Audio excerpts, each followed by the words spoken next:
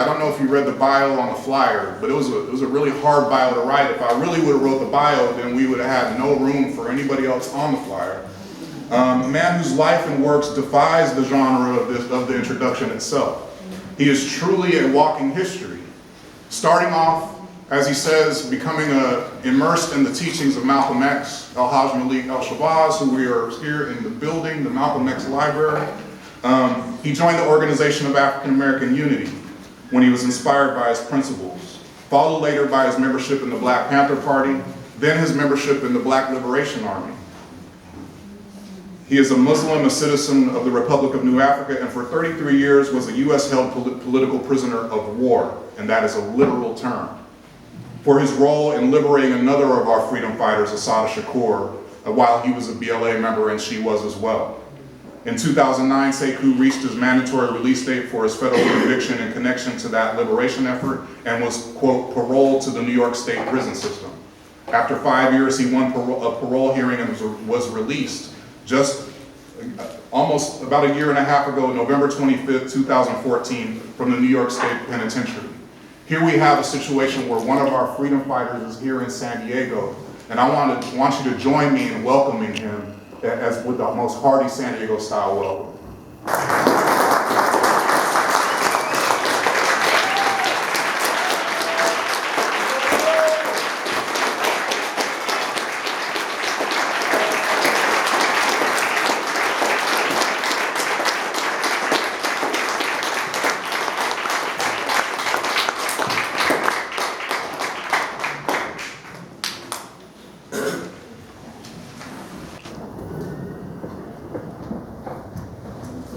In the name of Allah, the beneficent, the merciful, I bear witness that there is no God but God, the creator of all the universe, the sustainer and survivor. And I also bear witness that Muhammad ibn Abdullah is his slave servant and last messenger. I start this here few words that I intend to try to bring to you with that declaration, because I am a Muslim, and that's how we usually start anything that we get ready to say. We give honor to the Creator. My name, as it said, is Sekou Odinga. I'm from New York. I've been part of many different organizations. I'm going to try to be brief. I'm going to try to give you a little history of who I am and speak a little about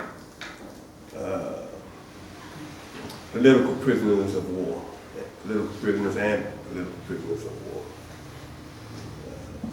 As been said, I started my political life, really, I started it with the Organization of Afro-American Unity, but I really started in a youth jail, where I first heard of Malcolm X, and where we started activism right there in those jails. But when I come out of that jail at the age of 19, I did look for and found Malcolm X and started learning from him. I didn't really join his organization until he was right at the time that he was assassinated.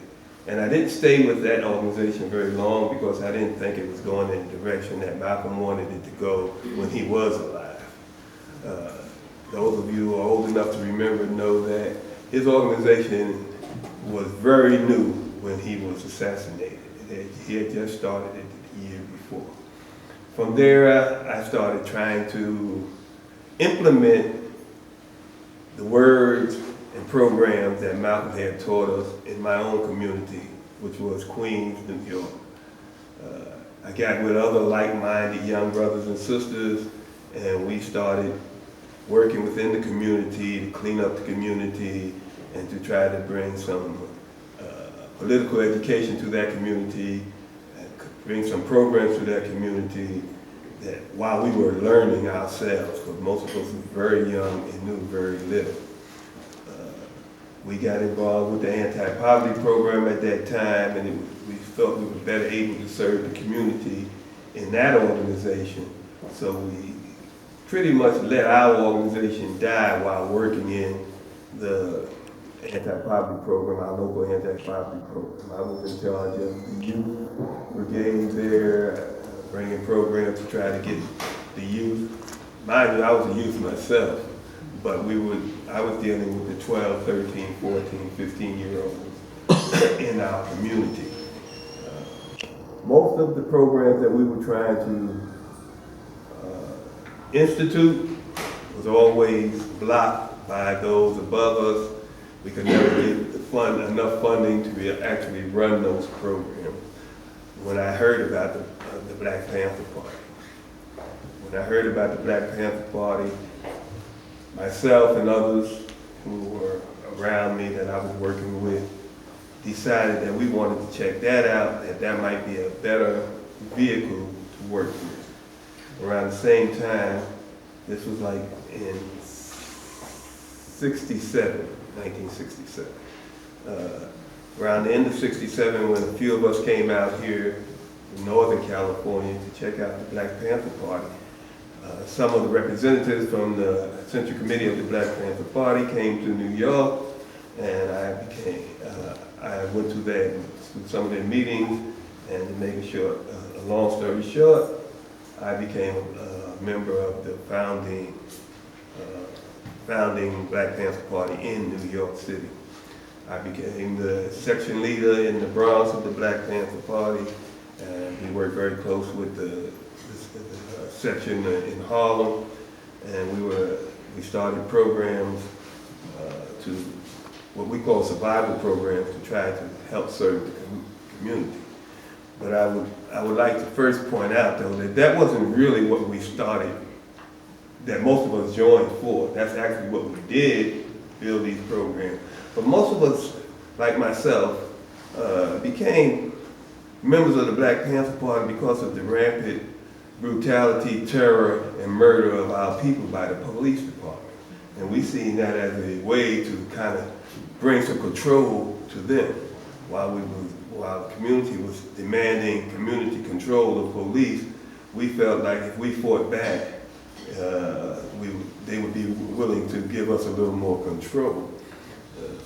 But as time went on, we seen that fighting back would have to take a military stance, which most of us really wasn't ready for. But the survival programs that we started instituting was so successful that the people in New York was flocking to the Black Panther Party in New York.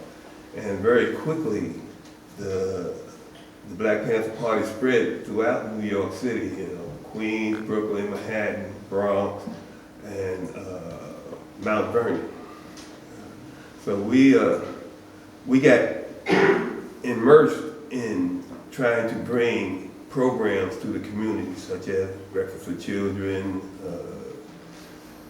welfare programs, and where we went into the welfare offices with the folks who needed, who were trying to get their rights in the welfare office, and we stood with them and demanded that they get them.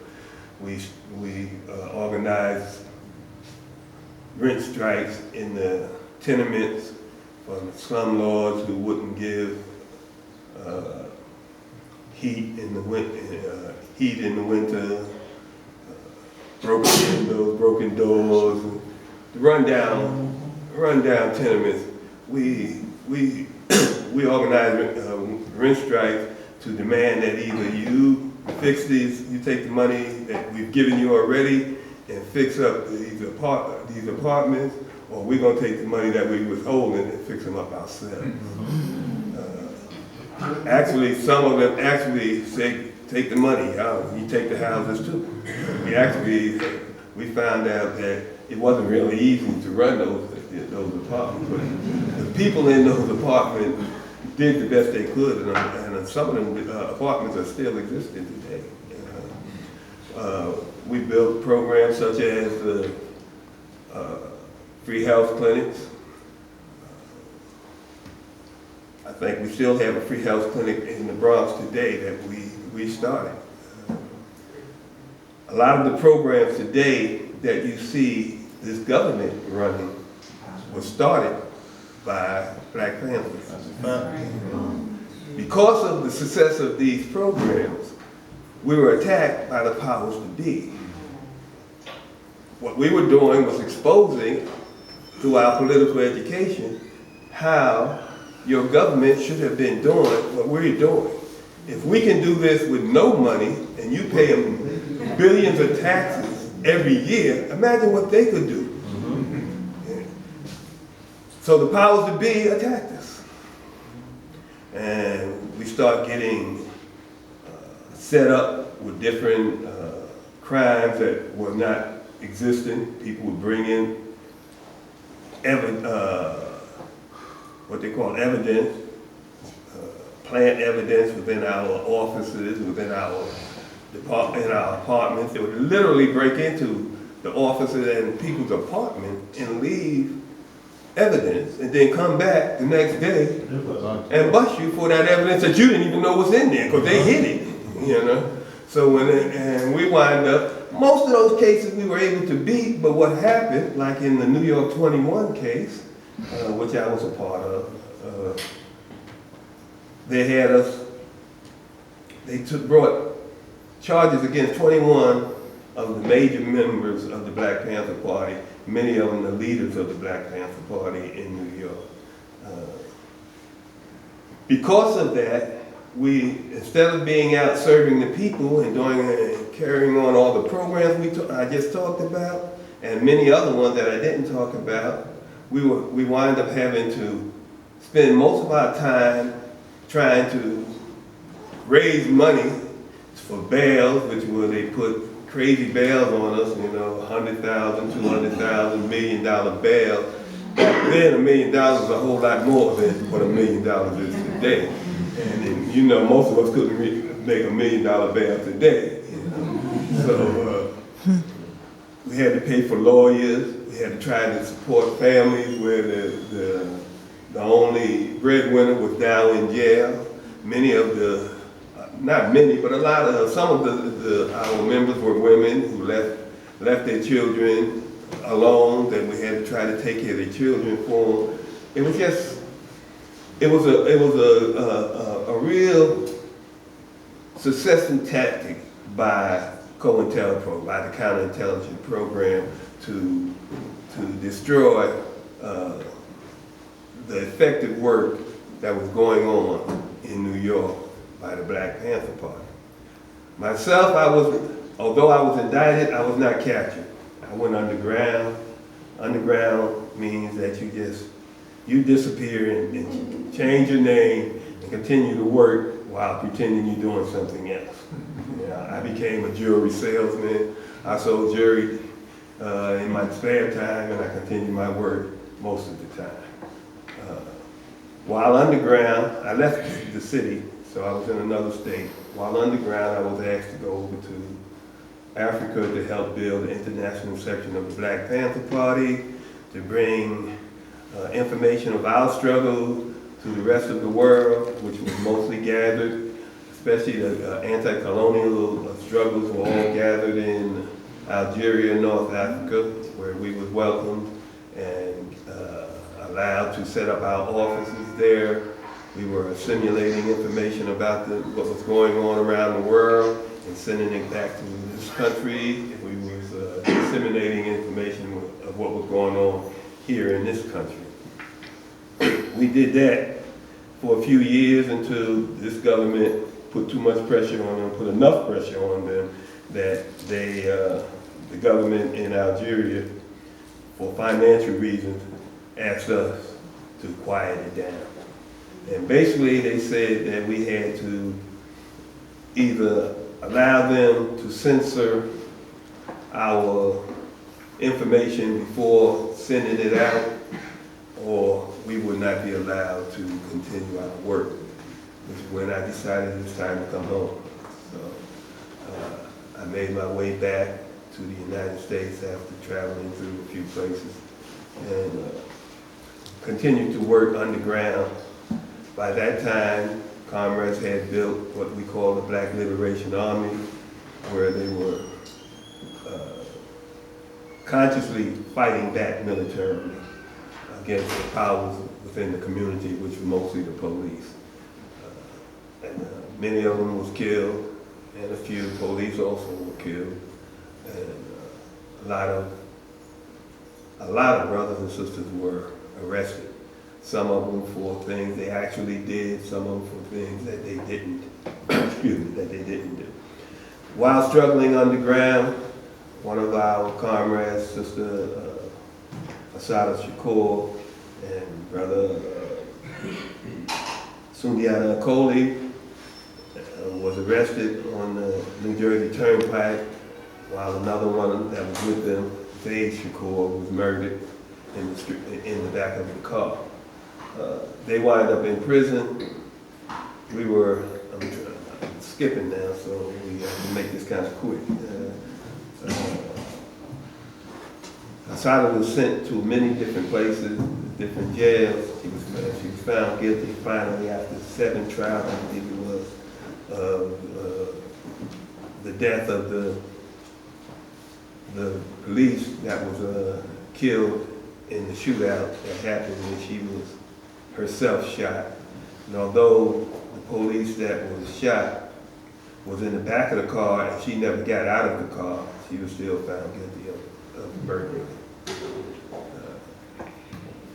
After a few years, I was working with some other comrades, and we found that we were able to go into this prison and maybe be able to bring her out. So, well, we actually did go in, and we were able to bring her. I was found guilty.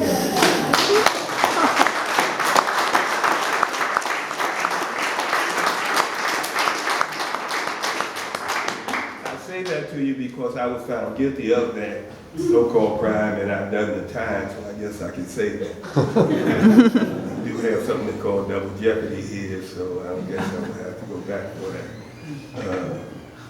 But I continued my struggle. This happened in 79, November 79. I continued to struggle doing the things that we were doing until 81, where some of the comrades that got into some military actions and got jammed up needed some help. I went to New York to try to help them, and I was captured along with one of the comrades that I was trying to help get out of New York in 1981. After he and I both, we surrounded, was captured, he gave up because they knew who he was. They murdered him on the spot. They shot him in the back of the head while he lay on the ground. They didn't know who I was. I had been gone for about 13 years, so I believe that's what saved me. They didn't have no idea who I was.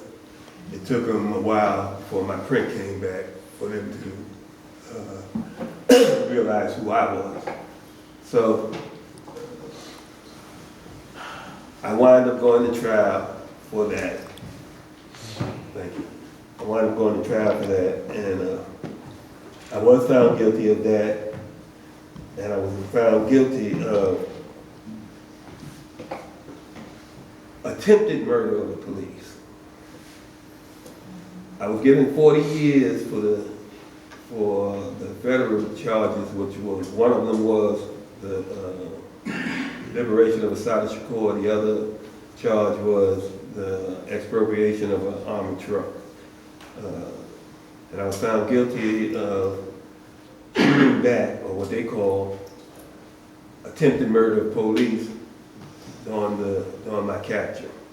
I was given 25 years of life for that, for the so-called attempted murder of the police, and given 40 years for the federal charges. One sentence was supposed to start after the other. Because of some technicalities where they made mistakes, I was able to, after 32 years, get back in the court and win on those technicalities. And one of those sentences was basically shortened by a lot, because what the judge said was because of the technicalities, we're gonna allow you, instead of releasing you like they should have, we're gonna allow you to have this time run concurrent with the other time. And so they will have to give you parole right now. They did that to keep control of me. Right now, I'm on parole. If the only way I could come out here, I had to ask both my parole officers, both of my federal and my state parole officers, to allow me to come out here and talk to you. So they allowed me to, and that's why I'm here. But everything I do, I have to go through them. My work basically has been, and continue to be since I've been home, advocating for political prisoners. And that's the main thing I would like to say to you tonight, that just like I was a political prisoner, we have many political prisoners in this country. Many. Well over 100. You know, when I say we now, I'm talking about the Black Panther Party, we have at least 17 political prisoners that remain in prison, most of them over 30 years. You know, most of them are now grandfathers, great-grandfathers, who are actually dying in these jails. Many of them have already died, you know. Bashir Hamid, Kwesi Balagoon, Albert Noah Washington. It's a number of them, you know, Teddy Jaheith.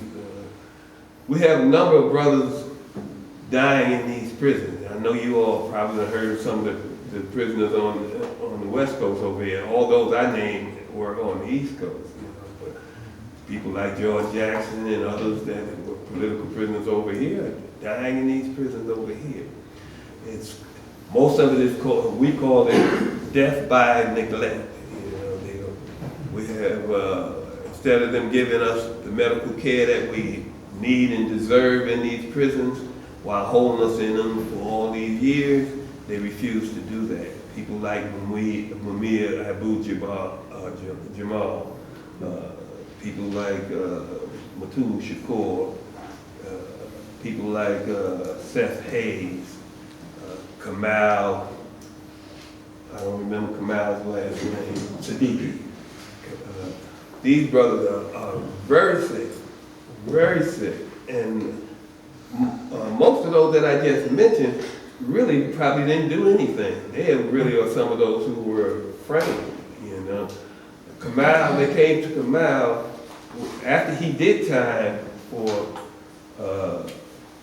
some cases with Assata Shakur that he was found guilty of. He's the father of her child. They came to him when he was released from New York State sentence and told him that we need you to go to Cuba and get her to come to you so that, and we'll take care of it from there. So he refused. They told him that if you don't, you'll spend the rest of your life in jail. He said, I did my time, you know, and I have no intention of doing nothing to go back to jail.